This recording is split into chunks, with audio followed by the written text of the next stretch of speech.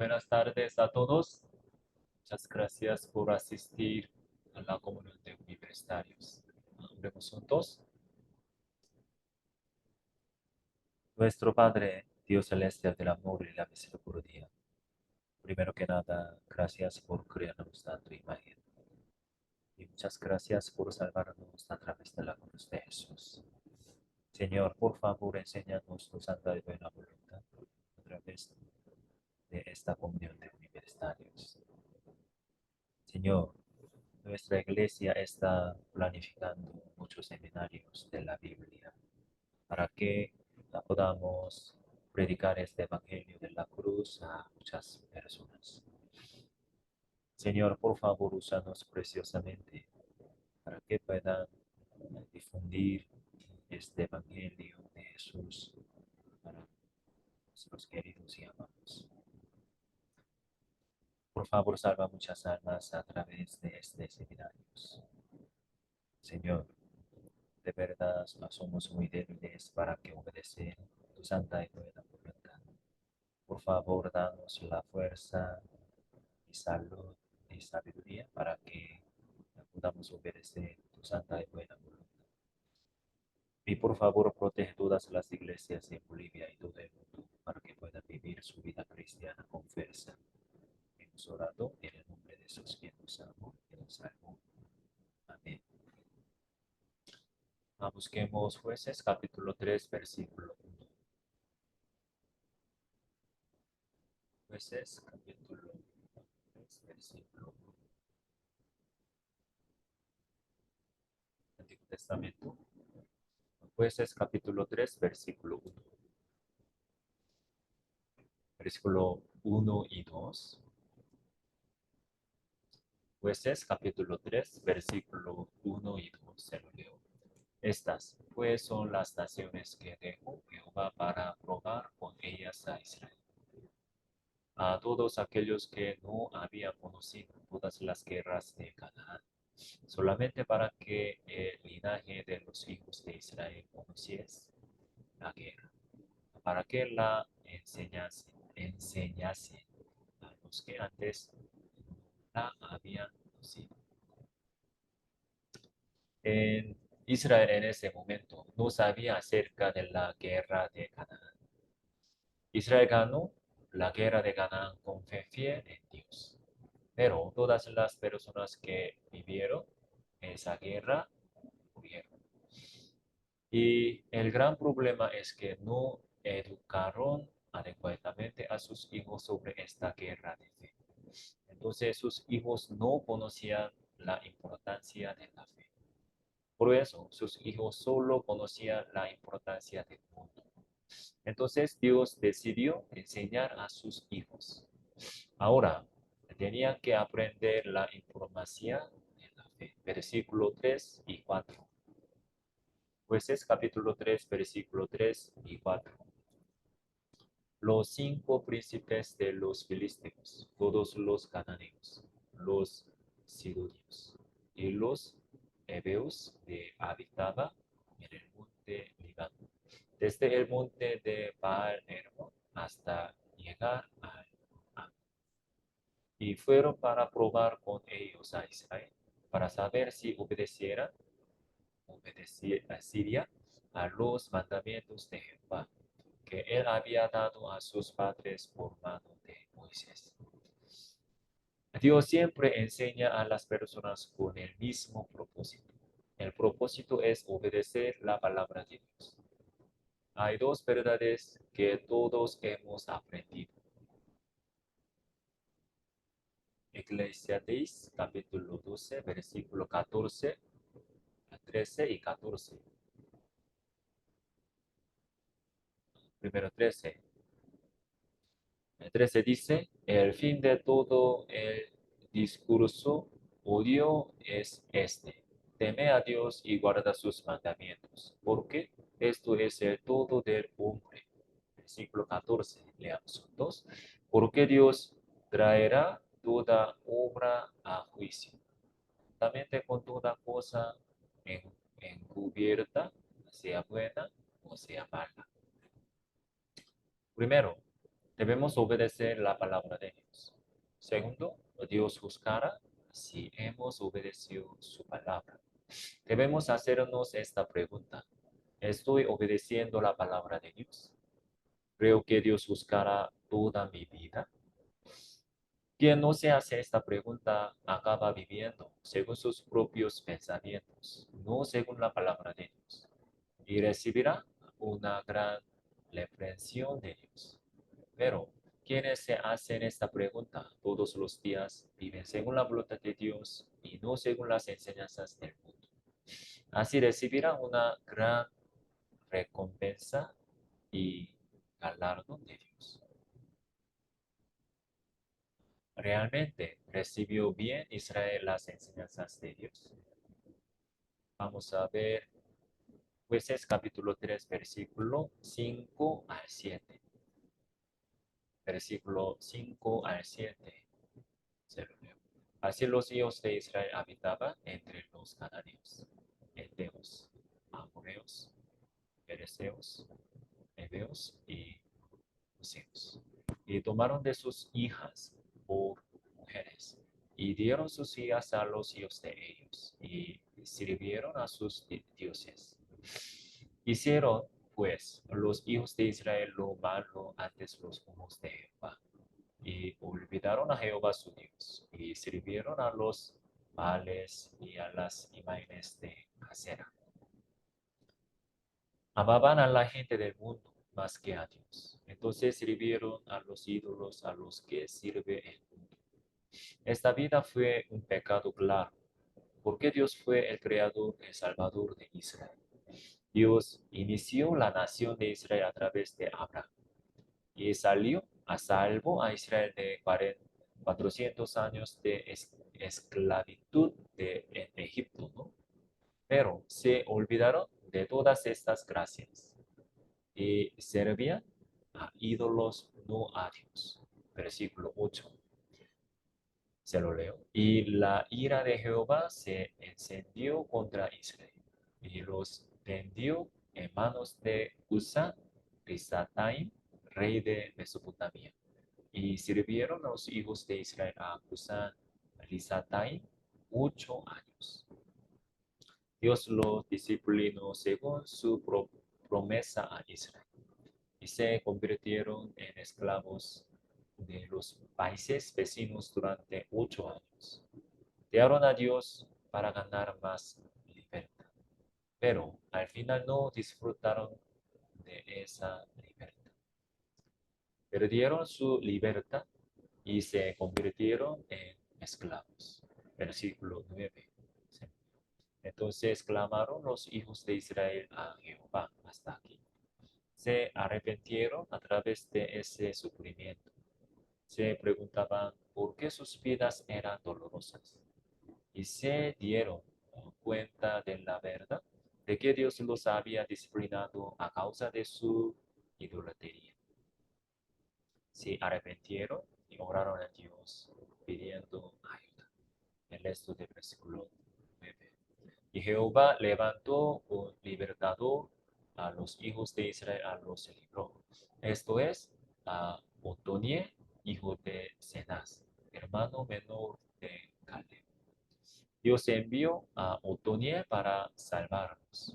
Dios los disciplinó por su pecado de idolatría, pero todavía los amaba y salvó a los que se arrepintieron. Versículo 10. Se lo leo. Y el Espíritu de Jehová vino sobre él, y juzgó a Israel, y salió a batalla. Y Jehová entregó en su mano a Cusa y Satai, rey de Siria, y prevaleció su mano contra Cusa y Satai. Israel recupera la libertad gracias a la misericordia de Dios. Y abandonaron el pecado de la idolatría y sirvieron solo a Dios. Versículo 11. Y reposó la tierra 40 años y murió Otoniel, hijo de Cenaz. Pero Otoniel, el hombre de Dios, murió. Israel realmente continuó sirviendo solo a Dios. Versículo 12. Volvieron los hijos de Israel a hacer lo malo ante los ojos de Jehová. Cuando el hombre de Dios se fue, Israel volvió a servir a los ídolos. ¿Por qué volvieron a servir a los ídolos? Porque les importaba más el hombre visible que el Dios invisible. La gente generalmente, normalmente, no cree en cosas que no pueden ver. Dios es invisible, pero las personas y el mundo son visibles. Israel, que tenía una fe débil, ya no sirvió al Dios invisible cuando el hombre visible de Dios desapareció. Pero el ídolo es visible. Entonces el diablo siempre hace esculturas o cuadros, cuadros de ídolos, dibujos de ídolos, ¿no? Porque son visibles. Israel, al carecer de una fe madura, volvió a cometer el pecado de idolatría. Idolatría. Versículo, el resto de versículo 12 al 14. Se lo leo. Y Jehová fortaleció a Eglon, rey de Moab, contra Israel, por cuanto había hecho lo mal ante los ojos de Jehová. Versículo, versículo 13.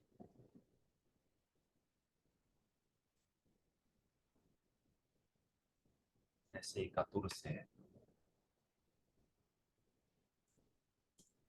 Se lo leo. Este juntó consigo a los hijos de Amón y de Amalek, y vino e hirió de Israel, y tomó la ciudad de las palmeras. Y sirvieron los hijos de Israel a Eglo, rey de los Moabitas, 18 años. Durante 18 años, muy largo. Nuevamente fueron disciplinados por Dios y se convirtieron en esclavos de una nación extranjera. Esta historia se repite en la Biblia en el libro de los jueces. Dios quiere enseñarnos a través de esta historia. Entonces, ¿qué verdad deberíamos aprender a través de esta historia que, circula? Debemos creer en Dios visible. Perdón, debemos creer en el Dios invisible mediante una fe madura. ¿Por qué aprendemos la Biblia a través de la iglesia? ¿Por qué queremos confiar más en el Dios invisible? Debemos recordar claramente este propósito. Una persona sin este propósito no tendrá una fe madura en Dios. Por mucho que estudie la Biblia, entonces termina distanciándose de Dios y de la iglesia. Segunda de Corintios capítulo 4 versículo 18. Veamos juntos. No mirando nosotros las cosas que se ven, sino las que no se ven. Pues las cosas que se ven son temporales, pero las que no se ven son eternas. Dios creó lo visible y lo invisible. Cada uno tiene sus propias características. Lo que ves es temporal. Al final, lo que ves te parece. Pero las cosas invisibles son eternas. Dios nos enseñó una verdad muy importante. Lo que ves ahora eventualmente desaparecerá y se volverá invisible, ¿no? Pero lo que no podemos ver ahora eventualmente se convertirá en nuestra realidad y será visible para nosotros. Entonces, ¿qué deberíamos considerar más importante ahora? Colosenses capítulo 1, versículo 16. Leamos juntos. Porque en él fueron creadas todas las cosas, las que hay en los cielos y las que hay en la tierra, visibles e invisibles. Sean tronos, sean dominios, sean principados, sean potestades. Todo fue creado por medio de él y para él. Versículo 18. Leamos juntos. Y Él es la cabeza del cuerpo que es la iglesia.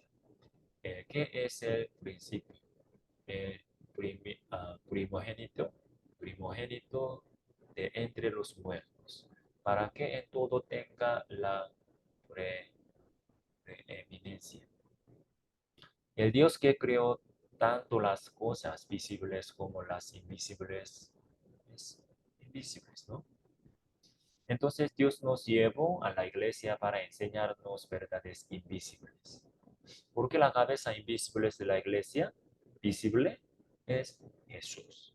Llegamos a conocer más profundamente al Jesús invisible a través de la vida de iglesia. Aprenderemos más sobre el Dios invisible a través de la comunión de nuestros hermanos en la fe. Proverbios capítulo 26, versículo 11. Como perro que vuelve a su vómito, así es el necio que repite su necedad. Debido a que somos débiles, podemos cometer errores otra vez, otra vez.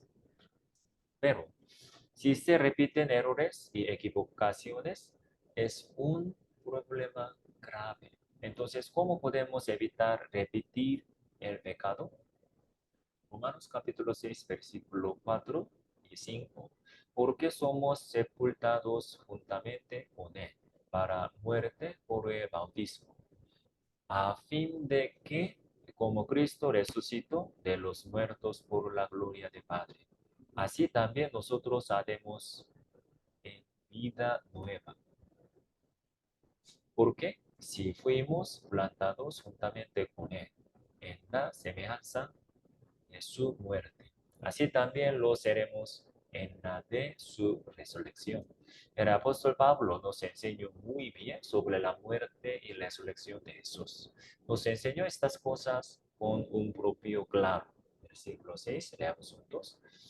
Sabiendo esto, que nuestro viejo hombre fue crucificado juntamente con él, para que el cuerpo del pecado sea destruido, a fin de que no sirvamos más al pecado, para que no volvamos a pecar. Debemos recordar esta verdad. La única manera de alejarnos del pecado es meditar en la muerte y la resurrección de Jesús. ¿Por qué murió Jesús? ¿Y por qué Jesús resucitó? Jesús murió para pagar por todos nuestros pecados, ¿no? Y Jesús resucitó para que pudiéramos vivir como personas nuevas, nuevas. Creemos que todos nuestros pecados son perdonados gracias a la muerte de Jesús. Entonces, también debemos creer en la verdad de que gracias a la resurrección de Jesús, podemos vivir como seres nuevos. San Juan capítulo 5, versículo 14. Después le halló Jesús en el templo y le dijo, mira, has sido sanado, no peques más, no peques más, para que no te venga alguna cosa peor. Jesús curó a un paciente en Bethesda. Y Jesús le dijo, no peques más. Jesús también nos dio esto a nosotros. No volverás a pecar. Capítulo 8, versículo 10 y 11. Veamos juntos. Enderezándose Jesús y no viendo a nadie sino a la mujer, le dijo, mujer, ¿dónde están los que te acusaban? ¿Ninguno te condenó? Ella dijo, ninguno, Señor. Entonces Jesús le dijo, ni yo te condeno, vete y no peques más, no peques más. ¿Qué fue la última palabra de Jesús para ella? No peques más. Jesús perdonó el pecado de la mujer sorprendida en adulterio. Y Jesús le dijo, no peques más. Para que podamos abandonar el pecado, debemos guardar esta palabra de Jesús en nuestro corazón. Jesús que nos salvó, quiere que nunca más pequemos. Podemos alejarnos de esos pecados a través del amor de Jesús. ¿Por qué? El amor verdadero nos da el poder de hacer lo que quiera. Por eso vamos a alejarnos de todos los pecados con el amor de Jesús. Muchas gracias por escuchar bien. Hermano Luna, por favor, guía la comunión.